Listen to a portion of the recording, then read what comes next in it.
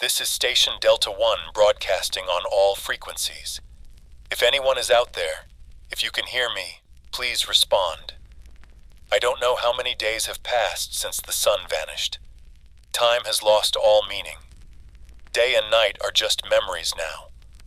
The world is shrouded in an endless darkness, an oppressive, freezing void where light is a rare luxury. I don't know why it happened. No one does. One moment, the sun was there, a constant presence in the sky, and the next, gone. Not hidden behind clouds, not eclipsed, simply gone. An entire world cast into shadow. At first, people thought it was temporary, a strange phenomenon, a cosmic event. Some stood outside waiting for the first rays of light to pierce the darkness. But hours turned into days, days into weeks, and the darkness never lifted. Panic spread like wildfire. Streets flooded with cars, their headlights piercing the void, but going nowhere. The sound of shattering glass became a nightly symphony as stores were looted, shelves emptied, food, water, flashlights. Everything became a currency. I remember the air filled with the scent of burning buildings, the sky lit only by desperate flames. People screamed, fought, and fled. Families torn apart in the chaos. Streets once alive with laughter became graveyards of abandoned cars and scattered belongings. Some tried to explain it. Scientists spoke of astronomical anomalies. Others whispered about divine punishment. But none of their words brought back the light. I remember those first nights. Endless sirens, distant screams, the hum of helicopters slicing through the pitch-black sky. News anchors spoke with trembling voices, urging calm, but their fear was unmistakable. But fear didn't just stay on the screens. It became a living presence. Neighbors turned on each other, suspicious of hidden supplies or secret knowledge. Curfews were declared, then ignored. The darkness made monsters out of us all. And now I sit here speaking into this microphone, my voice an echo lost in the void. Without the sun, the earth began to freeze.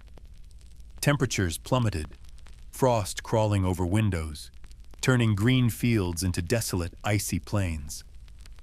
The wind carried a biting chill, whispering through the ruins of once bustling cities.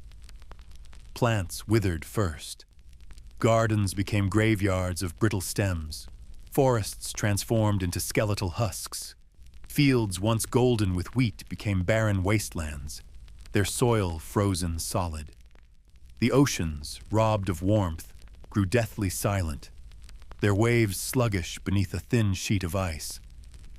Fishermen watched helplessly as entire fleets became trapped, ghostly silhouettes against the frozen sea. Animals grew desperate, migrating without direction, their instincts shattered. Birds circled endlessly, searching for warmth. Wolves, once fearful of cities, now roamed the empty streets, eyes glowing in the darkness. Packs hunted together, but their howls seemed weaker, lost in the endless cold. People struggled to adapt. Fire became sacred. Generators, once background noise, became the heartbeat of survival. But fuel ran out faster than hope. Power plants shut down, their towering smokestacks silent. Homes turned into frigid tombs. The sky was an abyss. No stars, no moon, just an infinite void. And in that darkness, isolation became a second enemy. Communities that tried to band together fractured under suspicion. Sharing became a risk. Hunger made allies into enemies. Trust was the first casualty.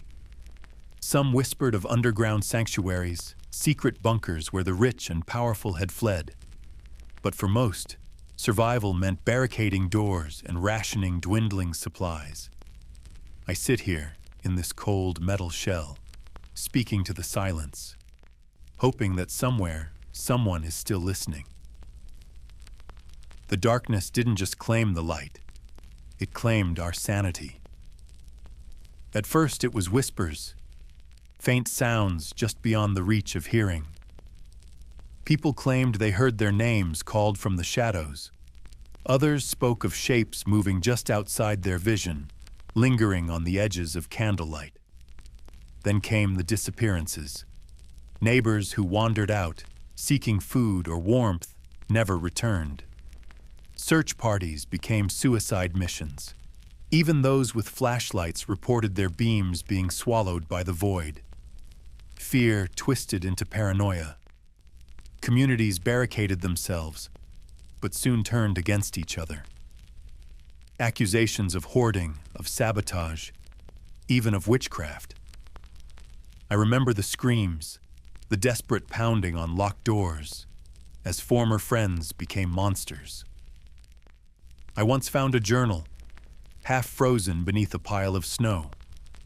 The writer spoke of a family torn apart by suspicion, a mother accused of poisoning food, a father who wandered into the darkness to escape the madness. Some began to speak of the whisperers, shadowy figures that could be seen just at the edge of the darkness. They said the whisperers called out to the lonely, lured them into the void. I never saw them, but I heard the stories. A father who walked into the night, clutching his dead child's doll, swearing he heard his daughter's voice. In some places, entire communities vanished overnight.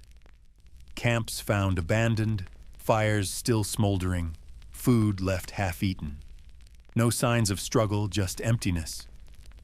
But the worst were the madmen. Those who embraced the darkness, painting symbols on walls, whispering in languages no one recognized. They spoke of a hollow sun, a false light that would save them.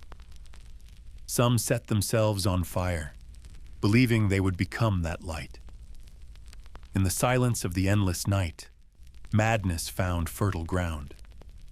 Some spoke to shadows, convinced they were lost, loved ones. Others followed ghostly lights that danced on the horizon, only to vanish without a trace. And I too feel the weight pressing down on my mind. I speak to you, whoever you are, not just to be heard, but to remind myself I still exist. If you can hear me, if you are still there, remember, you are not alone in this darkness. Hope became a precious, fragile thing in the darkness. It was a whisper shared between trembling voices, a promise clung to by frost-bitten fingers. For some, hope was simply surviving another night without freezing. For others, it was a fading memory of sunlight. Stories spread like sparks in the gloom.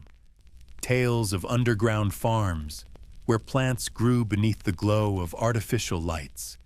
Cities where the darkness had lifted, where the sun still shone. Most were fantasies, but they gave people something to believe in. I remember a traveler who stopped here once, his voice rough from the cold. He spoke of a settlement far to the north, where geothermal vents kept the ground warm, where greenhouses still thrived. He traded this story for a can of beans and left without another word. Some clung to memories, old photographs, worn books describing summer days, children's drawings of the sun. I still have a picture of my family, taken on a bright spring morning. Sometimes I look at it just to remember their faces.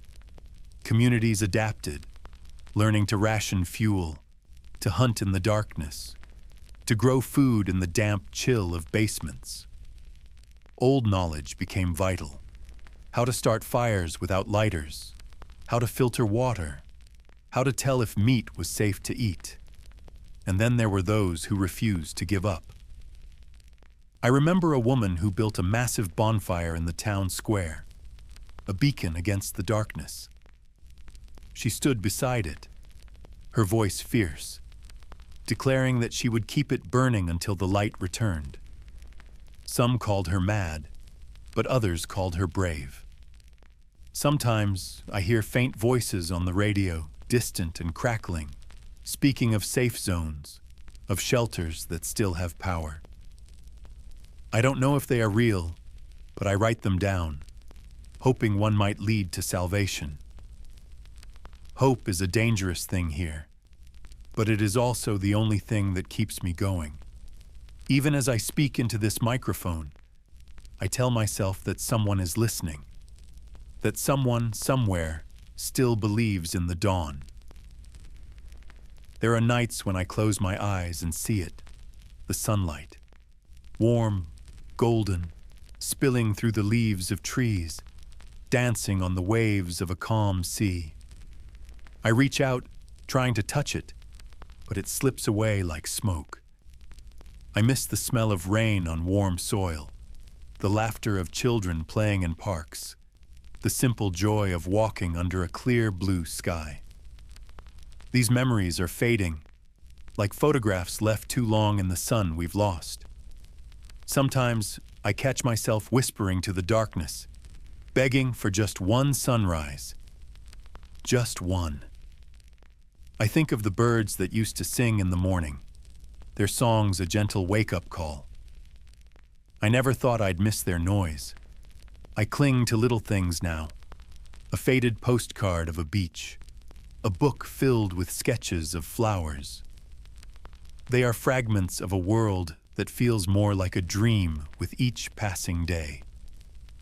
I talk to you, whoever you are, because it keeps me sane. It reminds me that I am still here, that somewhere beyond this darkness, life might still exist. I want to believe that somewhere, the sun still rises. If you are listening, if you remember the light, hold on to that memory, because memories might be all we have left. It's strange how, even in the deepest darkness, something inside us refuses to die. The world may have fallen into shadows, but we, somehow, keep reaching for the light, even when we don't know if it's there. The days are colder now. The air is thick with an ever-present chill, but somehow, we survive. We find warmth in strange places, maybe in the shared laughter of a few who managed to build a fire together, or in the fleeting moments of stillness when we stop to listen to the sound of our own heartbeat. I watch people every day. Their faces are hardened by the cold, their eyes shadowed by the loss of the sun. But I see something else there too, something that keeps them going. A quiet resilience, a hunger for connection. They still smile, even when the world feels like it's crumbling around them. They still talk, laugh, and try to remember the taste of joy. It's easy to forget that even in the darkest moments, there is light.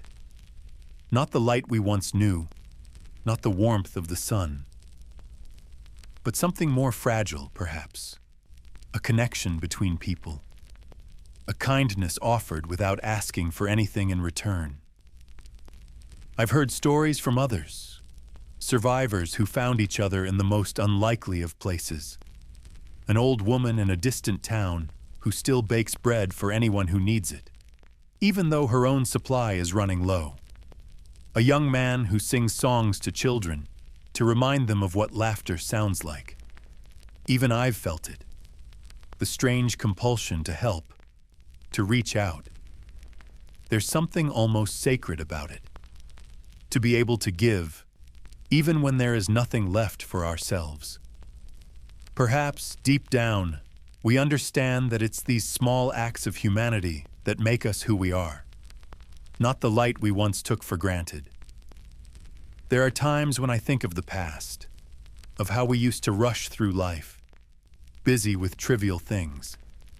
Now it's the small things that mean everything. A shared meal, a quiet moment beside a fire, the sound of someone else's voice reminding us that we are not alone. We still look for the sunrise, even when the sky remains pitch black. Some of us even believe it might come back one day. And until that moment, we will continue to hold on to what we can. Because even in the darkness, we are still human, and that somehow is enough.